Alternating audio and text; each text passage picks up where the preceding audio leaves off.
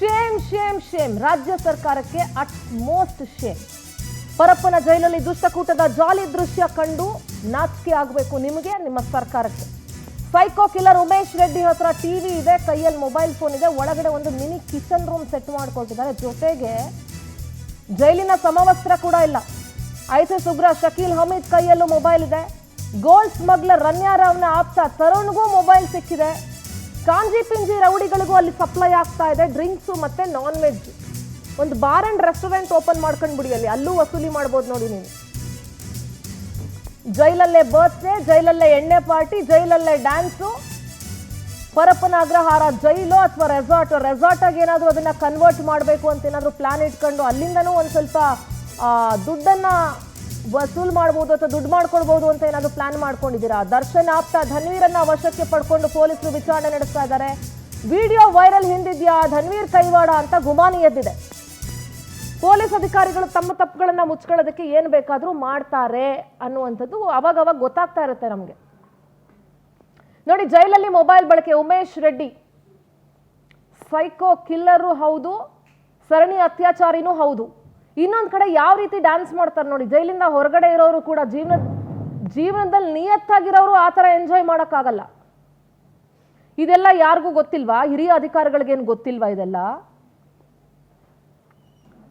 ಪರಪ್ಪನ ಅಗ್ರಹಾರ ಜೈಲಿಗೆ ಹೇಗೆ ಪೂರೈಕೆ ಆಗ್ತಾ ಇದ್ದಾವೆ ನಿಷೇಧಿತ ವಸ್ತುಗಳು? ಇವತ್ತು ಸಿ ಟಿ ರವಿ ಅವರು ಹೇಳ್ತಾ ಇದ್ರು, ಅಲ್ಲಿ ಗಾಂಜಾ ಬೇಕಾದ್ರೂ ಸಿಗುತ್ತೆ, ಏನ್ ಬೇಕಾದ್ರೂ ಸಿಗುತ್ತೆ ಅಂತ. ಇದೆಲ್ಲ ನೋಡ್ತಿದ್ದಾಗ ಹೌದು, ಇಲ್ಲಿಗಿಂತ ಕೈದಿಗಳು ಹೊರಗಡೆ ಇರೋದಕ್ಕಿಂತ ಒಳಗಡೆನೆ ತುಂಬಾ ಸೆಕ್ಯೂರ್ಡ್ ಆಗಿದ್ದಾರೆ ಅಂತ ಅನ್ನಿಸ್ತಾ ಇದೆ. ದುಷ್ಟ ಕೃತ್ಯ ಎಸಗಿರೋ ಸಮಾಜ ಘಾತಕರಿಗೆ ಮೊಬೈಲ್ ಹೇಗೆ ಸಿಕ್ತು? ಮದ್ಯ, ನಾನ್ ವೆಜ್, ಕೇಕು ಜೈಲಲ್ಲಿ ಕೈದಿಗಳ ಕೈಗೆ ಹೇಗೆ ತಲುಪುತ್ತೆ? ಜೈಲ್ ಒಳಗಡೆ ಒಂದು ಬೇಕರಿ ಇದೆಯಲ್ಲ, ಅದೇ ತರ ಏನಾದ್ರೂ ಒಂದು CL2 CL7 ತರ ಏನಾದ್ರೂ ಮಾಡ್ಕೊಂಡಿದ್ದೀರಾ ಹೇಗೆ? ಜೈಲು ಸಿಬ್ಬಂದಿಯ ಸಹಕಾರ ಇಲ್ಲದೆ ಇದೆಲ್ಲ ಸಾಧ್ಯವಾಗುತ್ತಾ? ಕ್ವೆಶ್ಚನ್ ಮಾರ್ಕ್ ಏನು ಬೇಕಾಗಿಲ್ಲ ಅದಕ್ಕೆ. ಖಂಡಿತ ಅದೆಲ್ಲ ಸಾಧ್ಯ ಆಗುತ್ತೆ. ವಿಡಿಯೋ ರಿಲೀಸ್ ಆದ್ಮೇಲೆ ಗೃಹ ಸಚಿವ ಡಾಕ್ಟರ್ ಪರಮೇಶ್ವರ್ ಅವರು ಸಿಟ್ಟಾಗಿದ್ರು, ಅವ್ರ ಬುಡಕ್ ಬಂತು ಅಂತ. ಗೃಹ ಸಚಿವರ ಜೊತೆ ಸಿಎಂ ಸಿದ್ದರಾಮಯ್ಯ ಹೈ ವೋಲ್ಟೇಜ್ ಸಭೆ ನಡೆಸಿದ್ರು. ಪರಪ್ಪನ ಅಗ್ರಹಾರ ಜೈಲಿನ ಮುಖ್ಯ ಅಧೀಕ್ಷಕ ಸುರೇಶನ ಟ್ರಾನ್ಸ್ಫರ್ ಮಾಡಿದ್ದಾರೆ. ಉಪ ಅಧೀಕ್ಷಕರಾದಂತಹ ಮ್ಯಾಗೇರಿ ಮತ್ತು ಅಶೋಕ್ ಭಜಂತ್ರಿ ಅವರನ್ನ ಸಸ್ಪೆಂಡ್ ಮಾಡಿದ್ದಾರೆ. ಪರಪ್ಪನ ಅಗ್ರಹಾರ ಜೈಲು ನಿರ್ವಹಣೆಗೆ IPS ಅಧಿಕಾರಿಗಳನ್ನ ಫಾರ್ ದ ಫಸ್ಟ್ ಟೈಮ್ ನೇಮಕ ಮಾಡಲಾಗಿದೆ. ನೋಡಿ, ಇದು ಸಣ್ಣ ಪುಟ್ಟ ವಿಚಾರ ಅಂತೂ ಮೊದಲೇ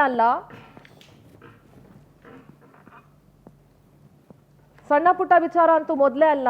ಇದು ಜೈಲು ಸಿಬ್ಬಂದಿ ಒಳಗೊಳಗೆ ನಡೆಸುವಂಥ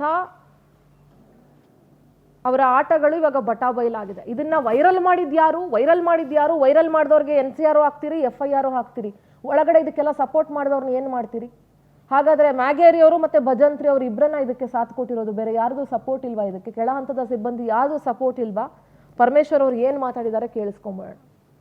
See that these prisons are well maintained and well kept, and none of these incidents will happen in future.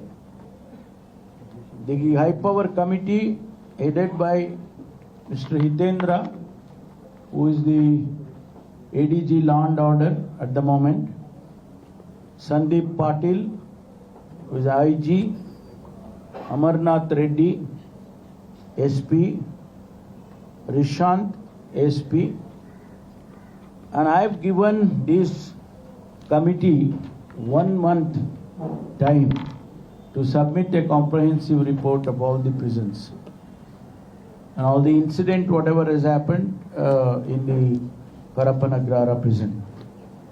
To support this committee, looking at the information available and the incident happened, we have taken a decision to transfer the Chief Superintendent of Prison of Parappan Agrahara, Mr. Suresh K. Superintendent Mr. Maigeri, Assistant Superintendent Mr. Ashok Bajantri.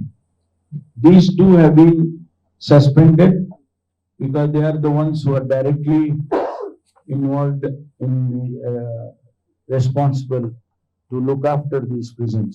Looking at the information available and the incident happened, we have taken a decision to transfer the Chief Superintendent of prison of Parappanagrahara, Mr. Suresh K.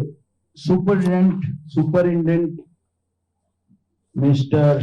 Maigeri, Assistant Superintendent Mr. Ashok Bajantri. These two have been suspended because they are